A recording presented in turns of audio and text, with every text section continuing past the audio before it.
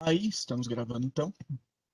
Sejam bem-vindos depois de toda essa conversa. Essa é a nossa aula do módulo 1 do CCNA 2 V7. Tá? Então, continuação do curso da preparação para o CCNA, o segundo curso dessa trilogia de cursos, onde a gente vai ver um pouco de como funciona switching, routing e wireless. Tá? Switching, routing e wireless em geral. O primeiro módulo fala um pouco sobre configuração básica de dispositivo.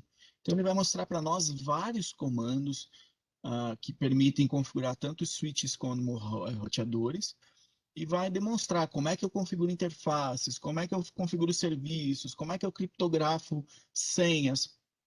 Grande parte disso a gente já viu lá no CCNA 1, tá? Então, depois eu vou aqui passar um pouquinho mais rápido, mas se vocês tiverem a dúvida, procura, né, a aula do nosso curso anterior, que vai ajudar bastante vocês com isso. Eu vou focar um pouquinho mais nas diferenças que ele vai apresentar para a gente, tá? Então, módulo 1, configuração básica do dispositivo. Como configurar um switch com configurações iniciais, no switch zerado. Como configurar portas no switch. Acesso seguro remoto, acesso remoto seguro. Configuração básica de um roteador, que aí vai entrar a questão das interfaces e tudo mais. Tá? Verificar redes conectadas diretamente. E verificar redes conectadas diretamente. Aqui ele vai dar uma pequena ênfase também nos comandos show ali para a gente fazer alguns diagnósticos de interfaces e de tudo que pode estar acontecendo no nosso dispositivo, seja ele um switch ou um roteador. Tá? Então, o objetivo desse módulo, configurar dispositivos usando as melhores práticas de segurança. Tá? Configuração do switch usando as configurações iniciais. Então, assim que o switch é ligado, primeira vez, não a primeira vez. Sempre que um switch é ligado, ele passa por um processo de boot, tá? Uma sequência de boot. E essa sequência de boot ela é composta de 5 passos. E aqui é importante, esse módulo cobra bastante, essa prova cobra bastante essa questão de cada passo do boot, o que ocorre no passo 2, o que ocorre no passo 4, aonde que ele lê o arquivo da memória flash, em qual tipo de memória ele guarda a informação. Então, aqui é importante a gente dar uma olhadinha nesses detalhes que ele vai perguntar. Tá? Então, liguei. Switch vai carregar um programa POST, tá? Que é o teste self-test, power on, teste que ele mesmo aplica nele mesmo, quando é ligado, que está armazenado na memória ROM. O POST vai verificar o subsistema da CPU para ver se o processador do switch está intacto, está inteiro, está funcionando e está com o que é necessário para fazer ela funcionar funcional. Né? Testa CPU, DRAM e a parte do dispositivo flash que compõe ou que guarda os sistemas, os arquivos lá que vão ser usados para o boot. Né? Então, as 3 coisas que ele testa: a CPU, a RAM, Dynamic RAM, e a parte do dispositivo flash. Depois, o switch carrega o bootloader, no passo 2, ele carrega o bootloader. O bootloader é um pequeno programa que tem a função de ir lá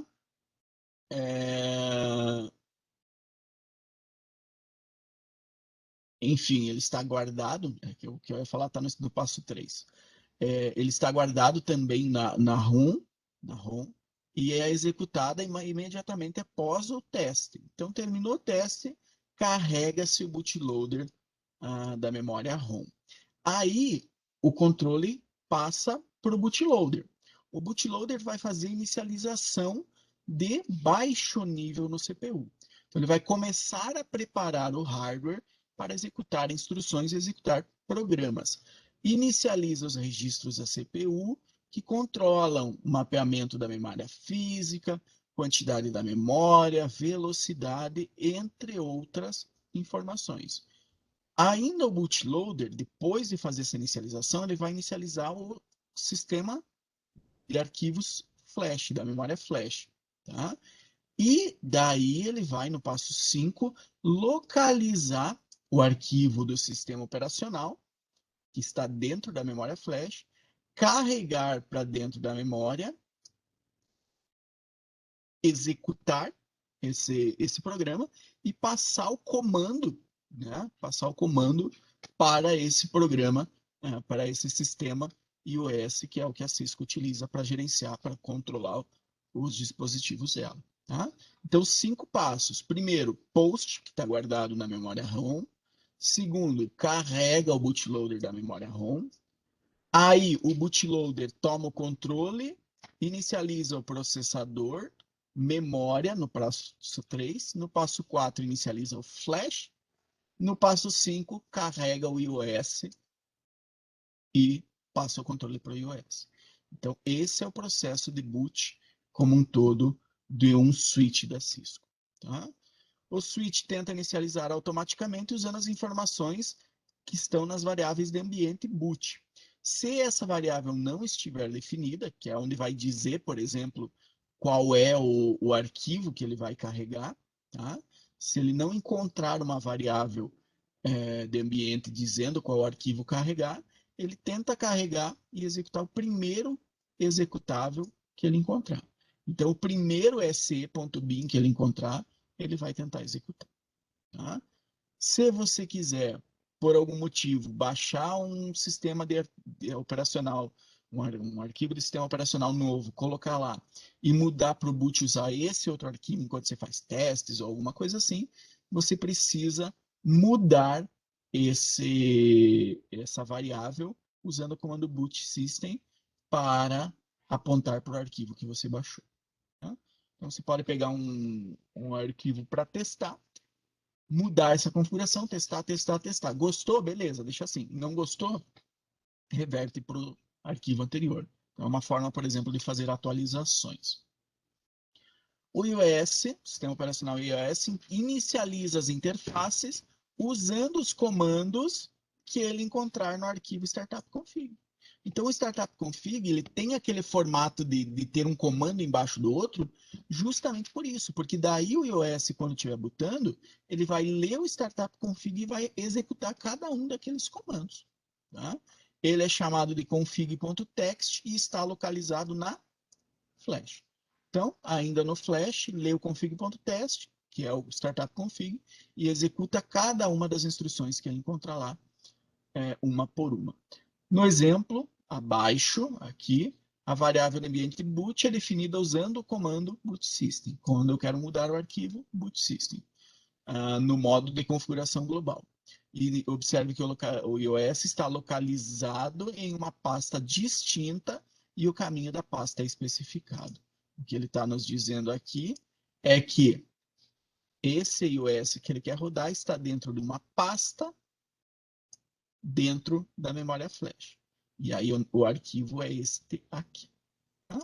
Então isso a gente faz através do comando boot system.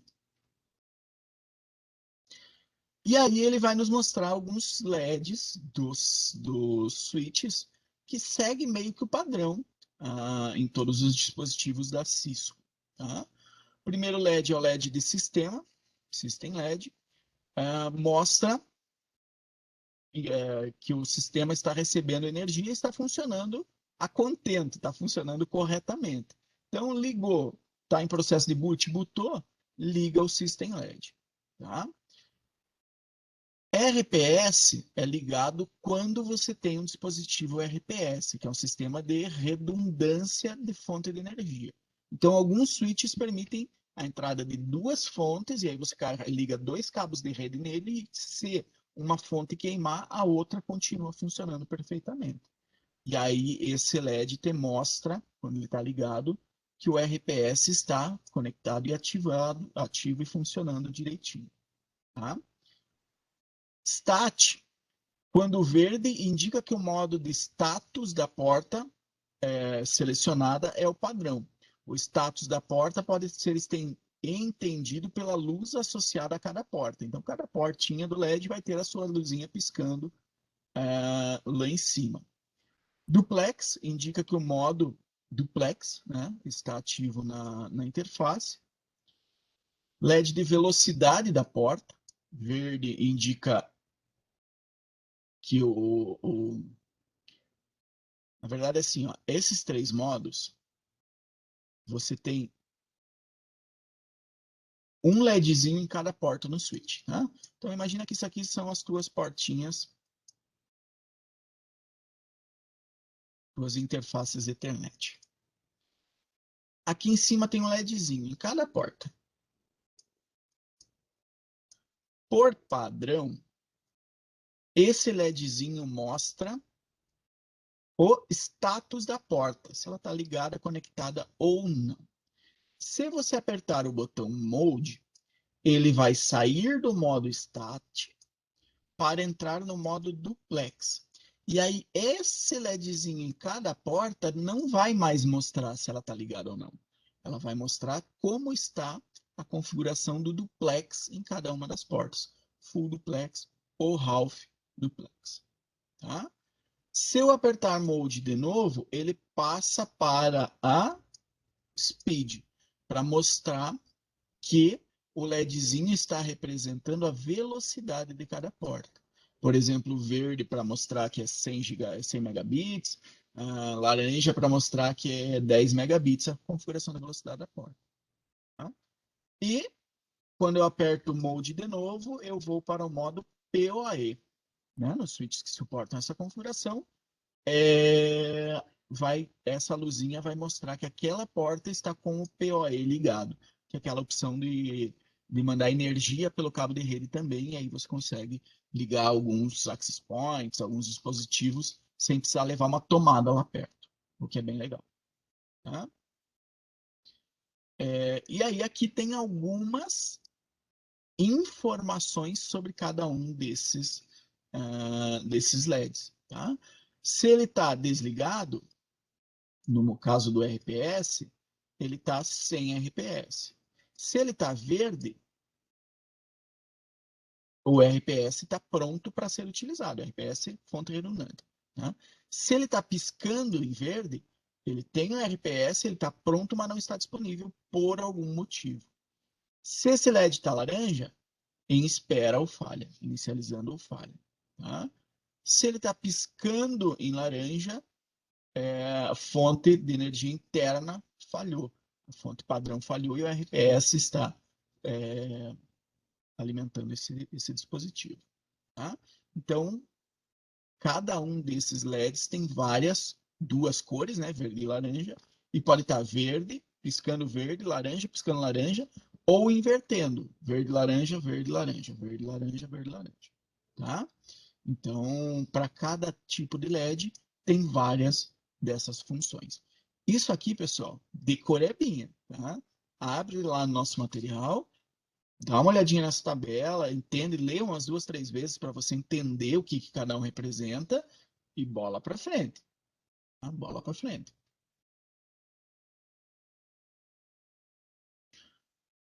E aí, para mim, me recuperar de um crash, né? De uma falha no sistema. Quando ocorre de algum problema e o teu dispositivo tem uma falha e você não consegue mais botar por algum motivo, você tem algumas funções que permitem fazer a recuperação desse dispositivo para você não ter que jogar ele fora, por exemplo. Tá? A gente chama isso de brick, né? Ele virou um tijolo, ele não carrega mais, ele não dá boot mais, ele não funciona. O carregador de inicialização tem uma linha de comando que fornece acesso aos arquivos armazenados na memória flash. Esse carregador pode ser acessado através da conexão de console, seguindo essas etapas aqui. Conecta o console no cabo no computador, usando o porta-console do switch, seja USB, seja serial, seja uma portinha Ethernet para serial, seja o que for. Tá? Abre lá o software de emulação de terminal e manda conectar pela porta do console.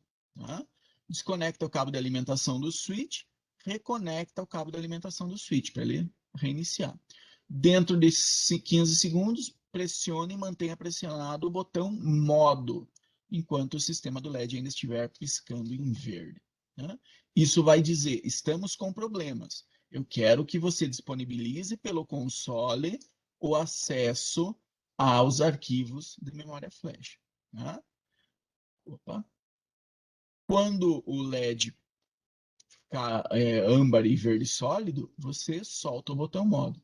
E a partir daí, vai aparecer lá no emuladorzinho de terminal a linhazinha de comando e você usa os comandos para testar o arquivo que você baixou, para colocar um arquivo novo na memória flash com outra versão do sistema, para tentar restaurar e entre outras coisas, tá? Linha de comando do bootloader aceita comandos para formatar o flash, reinstalar o software do sistema, recuperar no caso de senha perdida. Perdi a senha e não consigo restaurar de jeito nenhum. Beleza, então você vai voltar lá e vai formatar ele, vai zerar as configurações e você consegue restaurar essa senha. Tá? Por exemplo, o comando dir, péssimo exemplo, né? Mostra a lista de arquivos que estão dentro de um diretório qualquer. Tá? E aí nós temos o gerenciamento remoto que a gente já fez no curso passado. Então ele está me dizendo que eu tenho como gerenciar através do cabo de console, o cabo terminal, tá? Que é um cabo específico para gerenciamento, ou eu posso acessar o switch, né, o roteador ou o que for, pelo IP de gerenciamento o SVI que ele vai receber. Tá? E aí a gente gerencia isso tudo lá. Tá? A gente já viu no curso anterior também como é que eu configuro o SVI, como é que eu defino um IP para ele. Tá? Ele também me diz aqui, já colocando um pezinho nesse curso no CCNA2, que cada VLAN pode ter um SVI diferente para que eu possa configurar ele de várias VLANs diferentes. Então, eu posso ter mais de um IP quando eu tenho esse controle de VLANs ali. Tá? Inclusive, o switch pode precisar ser configurado para IPv6. Tá? E aí eu preciso configurar ele primeiro, entrar nele e fazer a configuração de IPv6 também. Tá? Então, exemplo de configuração, isso aqui, pessoal, a gente viu em detalhes no outro curso. Tá? Configure terminal para entrar no modo de configuração, interface VLAN 99, IP address, o IP da minha SVI, IPv6 address, aqui não deveria ter traduzido, bobalhão, o endereço IPv6, no shutdown para ligar, tá? End e copia o startup config para o running config. Então a configuração no SVI, molezinho, tá? Configuração do gateway padrão, configure terminal, muito difícil, IP, default gateway e o gateway padrão. Copia de novo o startup o running config para o startup config. Tá? Então também há essa necessidade quando eu vou fazer alguma coisa que precise sair para outra rede. Tá? Professor, só vou gerenciar internamente, preciso fazer a configuração do gateway padrão? Olha, você não vai baixar nada diretamente através dele, por exemplo, atualizações ou coisa assim, aí você não tem necessidade. Professor, não vou gerenciar meu switch gerenciável, preciso configurar um IP? Não. O switch só tem um IP para ser gerenciado. Tá? Às vezes é questão de prova. Tá? Por que finalidade o usuário define um IP na SVI do switch? Para possibilitar que ele seja gerenciado remotamente. Tá? E aí nós podemos verificar essa configuração. Então, estou aqui no modo exec privilegiado, né?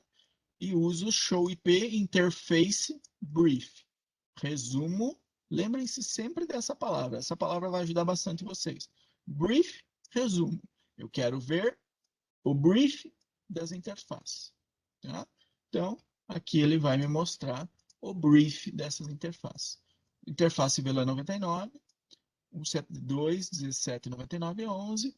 Ok, sim, está ok. Método, manual, status, down. Opa, questão de prova. Por que o usuário não está conseguindo configurar esse switch remotamente através de uma conexão remota? A interface está desligada. Né? A interface está down, então não está funcionando. Esse é o tipo, pessoal, de questão que cai nas provas do CCNA2. Eles adoram. Antes tinha mais assim de teoria e tudo mais, era mais equilibradinho.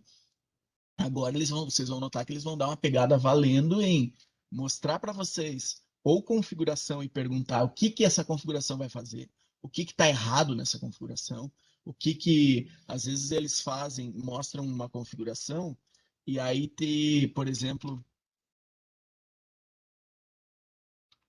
deixa eu achar um bom exemplo aqui, ó. Por exemplo, ele te mostra essa linha de comando aqui e deixa isso aqui pintado para você não conseguir ver. E aí ele pergunta qual é a informação que deve ser colocada no lugar do X no comando tal. E aí você vai dizer qual é né? Nesse caso é o IP da interface. Né? São coisas que vocês vão notar que vão mudar um pouquinho. Né? E tem um Packet Tracer sobre a configuração básica. Galera, eu não vou nem regravar esse Packet Tracer, porque ele é extremamente parecido com o Packet Tracer do módulo 4 que a gente fez no curso anterior. Então, tá no YouTube, entra lá, procura, assista de novo. Esse curso agora vai cobrar de vocês essas habilidades de configuração, de reconhecer comandos, o que o comando mostra. Então é importante que vocês deem uma lembradinha, tá? Tanto que ele gasta um módulo inteiro para fazer essa revisão. Configurar portas do switch, tá? Então a primeira configuração é da questão do duplex. Isso aqui vocês já estudaram, tá? Então vocês já sabem o que é um full duplex. Tá? Onde você tem a possibilidade de enviar e receber informações ao mesmo tempo, o que increases bandwidth efficiency, ou seja, aumenta a eficiência da banda, permitindo que os dois fins, né, os dois cantos de uma conexão, transmitam e recebam dados simultaneamente, também conhecido como comunicação bidirecional. Tá? E é muito bom, deveria estar ligado em todas as interfaces de todas os switches do planeta e as de fora do planeta também. Tá? Uma LAN microsegmentada é criada quando uma porta do switch tem apenas um dispositivo conectado e está operando no modo full duplex. Não há domínio de colisão associado a uma porta do switch operando em modo full duplex. Não existe colisão. Ele nem verifica, porque ele sabe que está em full duplex e não vai ter colisão. Tá? O que ele está me dizendo aqui, galerinha? Tem um switch. Tá? Tenho um computador, dois computadores, três computadores. Tá? Esse está ligado por um cabo no switch, esse está ligado por um cabo no switch, esse está ligado por um cabo no switch. Os três estão operando em modo full duplex. Isso quer dizer que este computador aqui tem um segmento de rede só para ele. Ele pode transmitir às cegas, coloca informação no cabo de rede que não tem nada ali. Se você não está transmitindo, não tem nada. Esse outro tem um outro segmento de rede só para ele, e esse outro tem um outro segmento de rede só para ele. Tá? Muito diferente de quando você teria, né? Existe essa possibilidade de, por exemplo, compartilhar uma mídia, que ocorre muito quando você utiliza a rede sem fio, mas em algumas gambiarras pode ser que ocorra também, onde você tem dois computadores e eles vêm e você coloca algum tipo de T para fazer com que dois computadores utilizem a mesma mídia. E aí eles não vão operar em full duplex nunca. Por quê? Porque não há uma microsegmentação. Esse aqui, quando quer transmitir, ele tem que verificar se pode. Não tem ninguém transmitindo? Não. Posso transmitir. Tá? Não tem ninguém transmitindo? Tem. Então não posso. Por isso, aqui nós temos um domínio de colisão compartilhado. Esses dois computadores têm um domínio de colisão compartilhado. Estes três computadores não têm um domínio de colisão ou têm um domínio de colisão para cada um deles. Esse aqui tem um domínio de colisão só para ele. Ele pode transmitir o que quiser que não vai dar colisão nenhuma. Tá? Então, isso nos ajuda na eficiência de uso da nossa banda. A comunicação half duplex é unidirecional. Estou transmitindo. Beleza, estou recebendo. O switch está recebendo. O switch começou a transmitir para esse computador. Beleza, o switch está transmitindo, este está recebendo. Só ele está transmitindo, só ele está recebendo. Tá? Então, há essa divisão, e nesse caso é unidirecional. A comunicação semi-duplex, ou half duplex, ou meio duplex, cria problemas de desempenho, porque os dados podem fluir apenas em uma direção por vez, e o que acaba criando colisões também. Ethernet gigabit, placas de rede gigabit requerem conexões full duplex para operar. Cara, a partir de giga é muito difícil, até rede 100 é muito difícil você ter domínio de colisão ou usar em alguma interface que não seja full duplex. A não ser que você tenha algum dispositivo muito legado, alguma coisa muito antiga. Liguei, sei lá, a empresa tem o mesmo relógio de ponto desde 1960 e é ligado na rede. Beleza, então você pode ter um half duplex. Senão é muito pouco provável. Ou que você invente alguma gambiarra para aproveitar cabo, alguma coisa assim. Senão você não vai ter esse problema. Redes Ethernet. Rede sem fio, uma rede Wi-Fi aí é outra realidade. O duplex oferece 100% de eficiência em ambas as direções. Eu transmito a 100%, recebo a 100% ao mesmo tempo. Tá? Que é bem legal. As portas do switch podem ser configuradas manualmente, com configurações duplex e velocidades específicas, o que é muito difícil.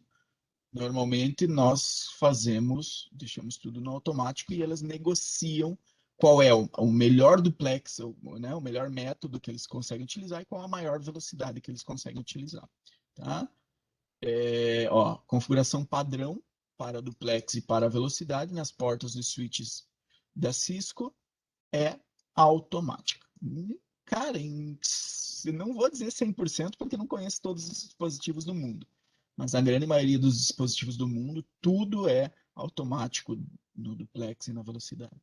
Tá? Se você vê que um dispositivo teu na tua casa ou na tua empresa está half duplex, é sinal que tem algum problema naquele cabo, daquele cabo em diante, provavelmente. Ou o cabo está corrompido, ou tem alguma coisa, ou o aparelho ligado na ponta está mal configurado, ou está muito velho, alguma coisa assim. Então, isso aqui, cara, desempenho de rede, a primeira coisa que você faz é confirmar que está funcionando em full duplex e que ele está sincronizando na velocidade mais alta possível. Né? Negociação automática é útil quando as configurações de velocidade são desconhecidas ou podem ser alteradas. Ou quando você confia que os aparelhos que vocês têm vão pegar full duplex de 1000 tranquilamente. Nesse caso, ao conectar-se a dispositivos desconhecidos, servidores, estação de trabalho, dispositivos de rede, uma prática recomendada é definir manualmente as configurações de velocidade duplex. Então, por mais que você tenha a opção de automático e isso seja bem bacana, é uma prática recomendada que, especialmente nos dispositivos mais críticos da tua rede, você vai lá e defina manualmente. No teu servidor principal da rede, nos teus servidores da rede, nos teus bridges que tem mais tráfego, ali você vai lá e configura tudo para 1000 e full duplex, por exemplo. Para não dar sorte para o azar deles se perderem numa negociação e negociarem uma velocidade menor. Né? Ao solucionar problemas de portas no switch, é importante que as configurações de duplex e velocidade sejam conferidas, verificadas para ver se está tudo certo. Né? Configurações desemparelhadas podem causar problemas de conectividade. Tá? Então, se uma porta do switch está configurado para funcionar a 100 e a porta do computador que está ligado nele está configurado para funcionar a 1000, eles vão ter problemas de conectividade. Tá? Falhas de negociação automática cria configurações incompatíveis. Tá? Normalmente, que vão ter problemas de conectividade também. Todas as portas de fibra ótica bem como as portas 10.000 base SX, operam apenas em uma velocidade pré-definida e são sempre full duplex. Tá? Aí vai depender do dispositivo, da mídia, do que você vai utilizar. Então, ele está aqui mostrando para a gente como é que você vai fazer essa configuração. Então, vou entrar no switch, por exemplo. Tá? Vou entrar no switch, tanto no S1 quanto no S2, e vou dar configure terminal. Interface, vou entrar na interface que eu quero configurar. Duplex, full ou half. Full, half ou alto, né? Speed, 1000, 10, 100. End e copia o running config para o startup config para que próxima vez que rebootar o switch isso seja aplicado também. Tá? Então, molezinha. Quando o AutoMDix está habilitado, tá? Automatic Medium Dependent Interface Crossover, tá? Auto MDI X, crossover X. AutoMDix está habilitado, o switch automaticamente detecta o tipo do cabo, straight through ou crossover, ponta A a B, e configura a conexão automática. Então, liguei com o cabo errado, é um cabo crossover, era para ser um cabo direto, né, straight through. Não, então o AutoMDix vai fazer esse serviço de detectar e configurar direito para você. Se você conectar em switch sem o recurso do MDix automático, do AutoMDix, um cabo errado, tá? Isso vai dar problema de conectividade e muito provavelmente não vai ser possível ter comunicação nenhuma naquela conexão. Se o AutoMDix estiver habilitado, qualquer tipo de cabo pode ser utilizado para conectar outros dispositivos e a interface se adapta para uma comunicação bem sucedida. Em dispositivos mais novos, as interfaces AutoMDix, ou melhor, o comando MDix Auto, habilita essa possibilidade.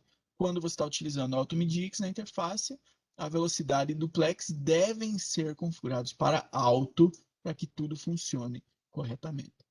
Então liguei o AutoMDix, mas configurei o duplex e a velocidade manualmente, pode ter algum problema. Tá? Aqui está dizendo que em dispositivos mais novos, mas isso aqui é mais novos já há muito tempo, tá? Então, em switches aí que você compra hoje, muito provavelmente tudo vem com AutoMDix funcional e habilitado por padrão, tá? Não está disponível em switches Catalyst 2950, 3550 e outros mais antigos. Para examinar a configuração do AutoMDix, Show Controllers Ethernet Controller, tá? Com a palavra-chave FI. Para limitar as saídas, você tem como fazer um filtro. Então, aqui ele vai nos mostrar alguns dos comandos de verificação. Então, show interfaces, interface que você quer ver. Show startup config, show running config, show flash, show version, show history, show IP interface, show IPv6 interface. Tá? Show MAC address table.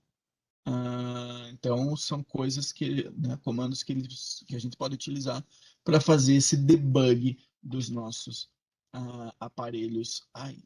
Tá? Então, quero ver o arquivo de inicialização, show startup. Quero ver o status de hardware e software do sistema, né, versões e tudo mais, show version. Quero ver o conteúdo do arquivo flash, show flash. Tá? Tudo no modo exec privilegiado.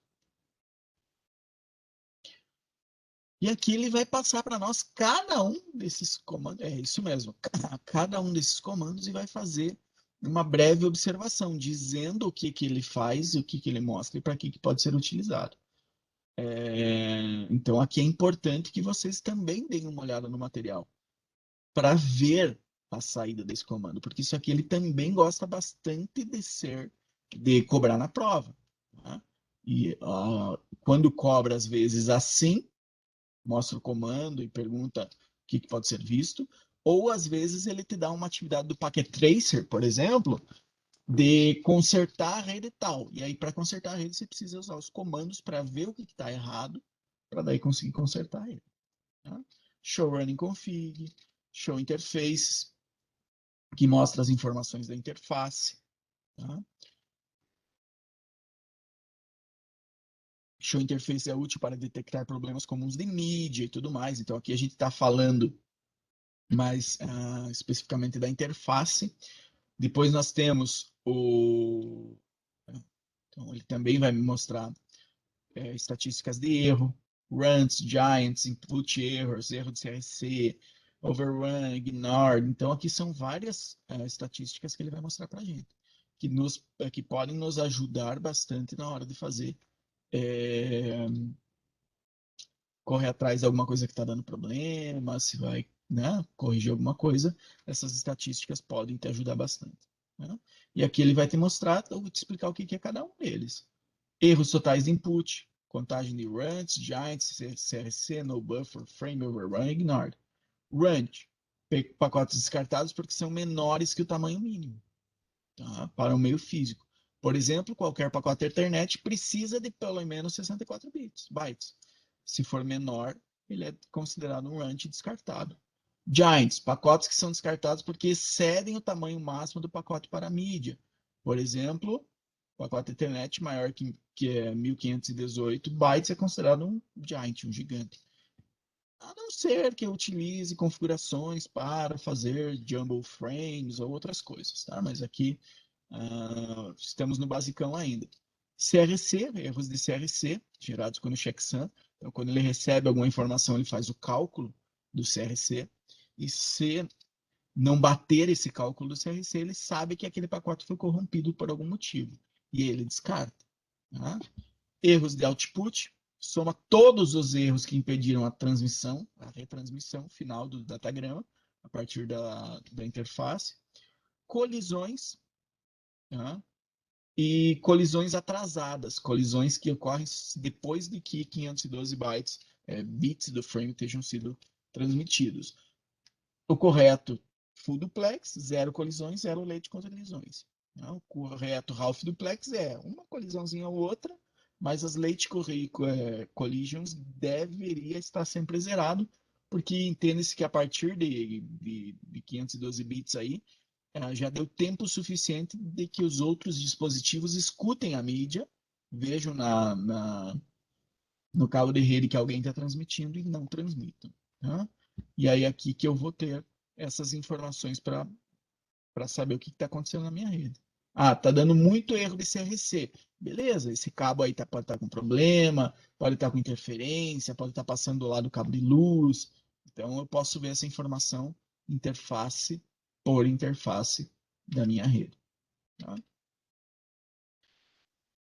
Erro de entrada, soma, runt, giant e CRC. Tá? Erro de saída, soma collision e late collision. Para solucionar problemas de cenários que não envolvem conexão ou conexão ruim, siga o processo geral mostrado na figura. Show interface. A interface está up? Sim, está up.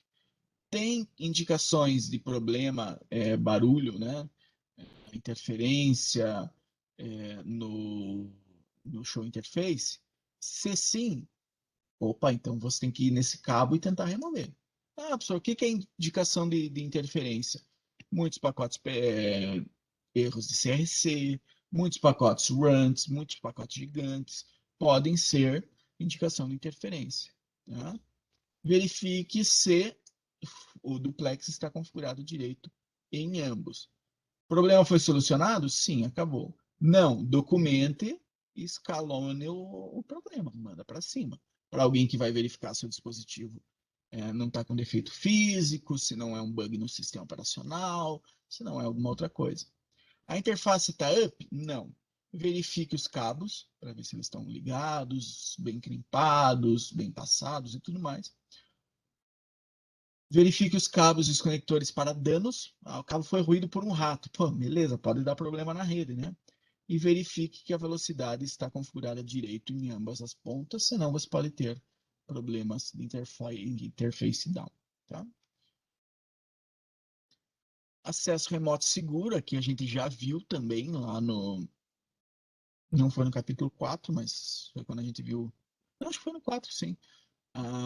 Que não usamos mais o Telnet, porta 23, porque o Telnet manda todos os comandos de maneira não segura. Inclusive tem um packet tracer bem legal naquele curso que eu dei do... Esqueci o nome. Cybersecurity Essentials, né? Que foi pro Learnathon, o evento da Cisco. Tem alguns packet tracers bem legais para você fazer testes disso aqui, para ver a saída e tudo mais. Né? Então, Telnet não usamos. A gente pode interceptar, se alguém interceptar a comunicação, intercepta tranquilamente esses dados. Nós utilizamos o SSH porque tudo isso, todos os dados e a comunicação vai ser jogada para o cabo ou para a mídia de maneira criptografada. Tá? O SSH deve substituir, tem gente que utiliza ainda Telnet, mas a maioria deve ou deveria estar utilizando o SSH já. Tá? Aqui ele só está demonstrando que o Wireshark capturou uma sessão de SSH, por exemplo. Tá?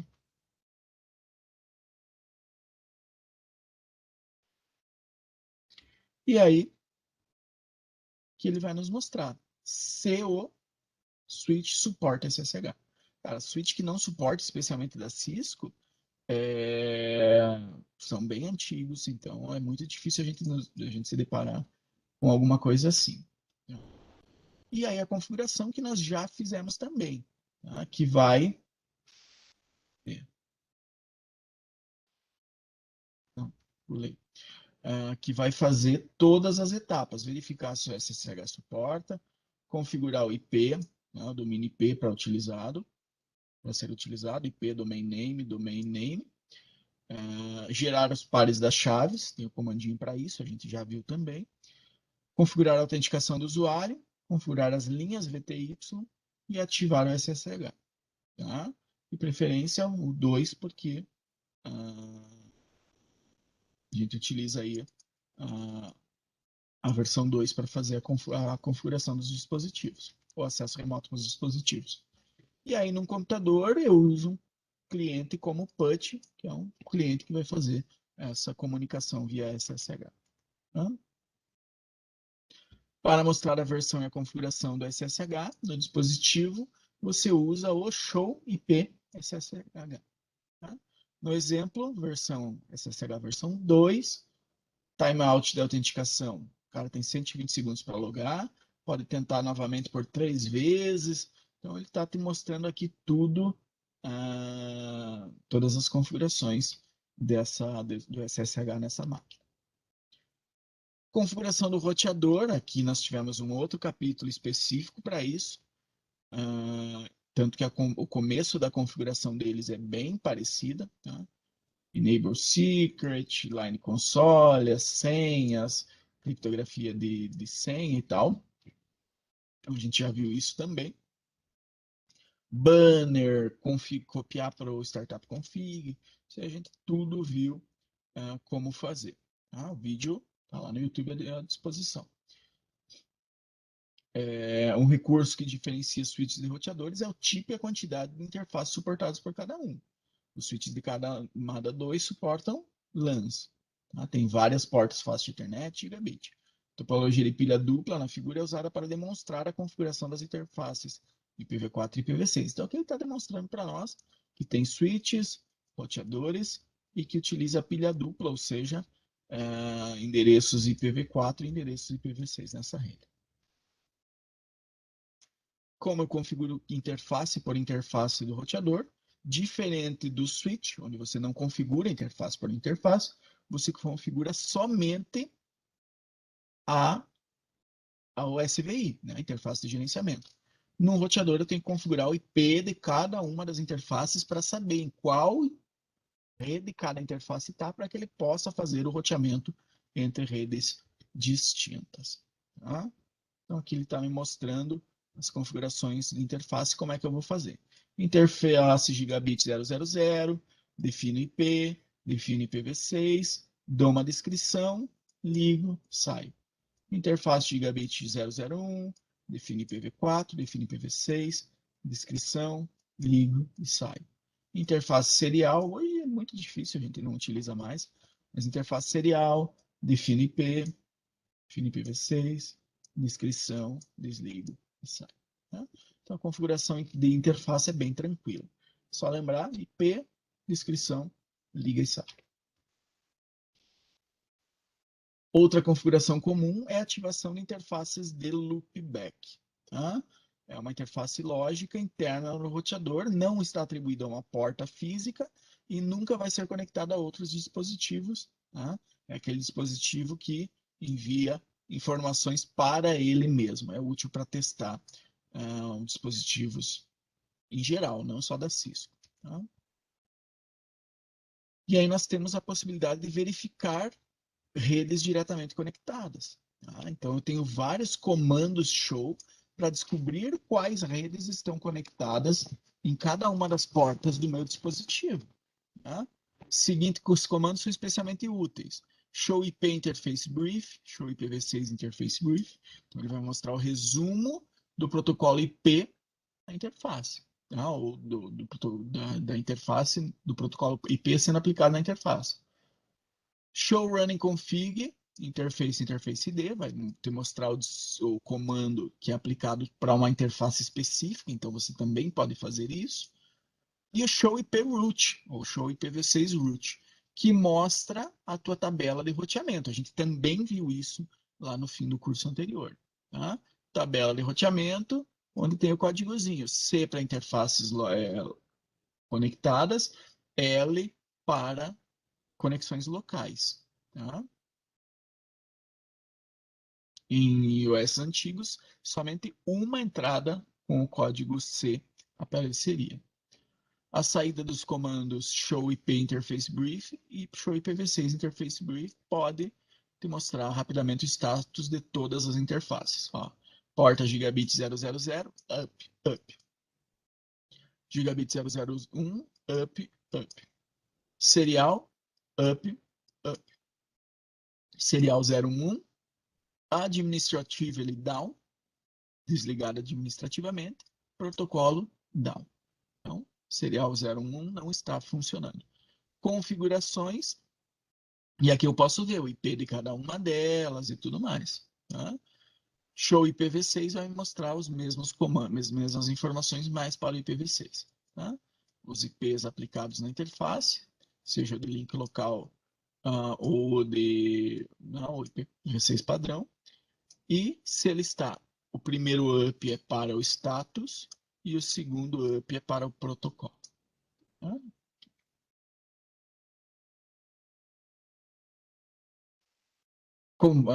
Comentário aqui sobre o fato de ter dois IPs para cada interface, dois IPv6 para cada interface.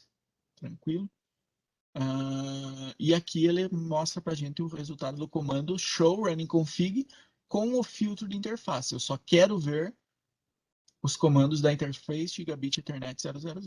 Então ele vai mostrar todo o comando, todo o running config? Não, ele vai te mostrar somente o running config da interface que você pediu. Então fica muito mais fácil de você encontrar erros e corrigir eles. Tá? Show IP Route, Show IPv6 Route te mostra as rotas. Tá? Então a rede 92.168.10.0 está conectada diretamente no Gigabit Ethernet 000. Ah, chegou um pacote para a rede 92.168.10.0.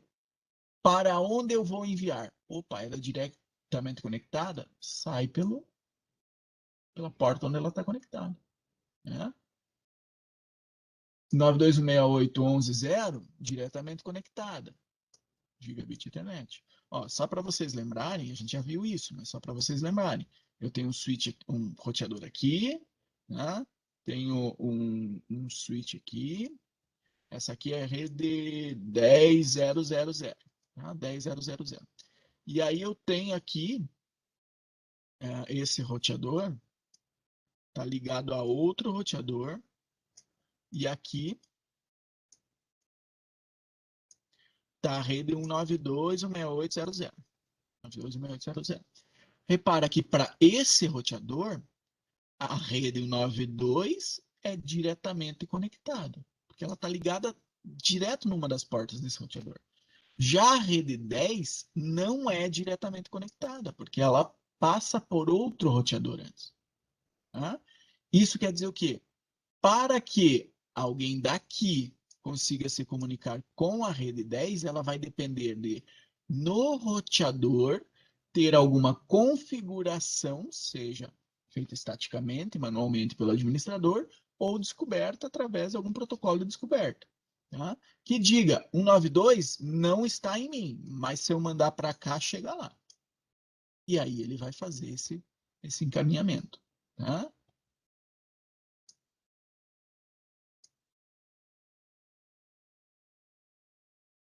Se antes indica diretamente conectado. Tá? O L é para guardar o IP, digamos assim, local, né? O IP de um dispositivo final. Nesse caso, seria da interface no roteador. E também tem como filtrar alguns comandos show, tá? Usando 4 parâmetros de filtragem: section, include, exclude e begin. Tá? Aqui ele vai me dizer. Eu poderia colocar, por exemplo, show, o que ele tinha feito aqui, o show running config, e aí colocar um exclude e colocar para excluir as interfaces, por exemplo. Ele vai me mostrar todo o restante menos as interfaces. Tá? Então, só para a gente, né? E aqui o histórico, para cima vai para o comando anterior, para baixo vai para o próximo comando, esse tipo de coisa. Tá? E aí, só o finalmente. Tá? O que a gente aprendeu? Como é que o switch Cisco é ligado, as variáveis de sistema, de ambiente boot, os LEDs, carregador de inicialização, um monte de coisa que vocês já tinham visto, alguma outra informação nova, mas esse capítulo é mais para dar uma garantida assim que vocês estão lembrando ainda do que ocorreu no CCNA. Beleza? Todos os detalhes aí. Então, pessoal, assim nós encerramos, tá? Deem uma olhada no YouTube lá, especialmente nos vídeos do CCNA1, pode ajudar bastante vocês a entenderem se ficou alguma dúvida nesses pontos. E qualquer coisa, entre em contato comigo. Beleza? Estou parando a gravação. Se alguém tiver alguma dúvida, pode ir preparando para perguntar aí.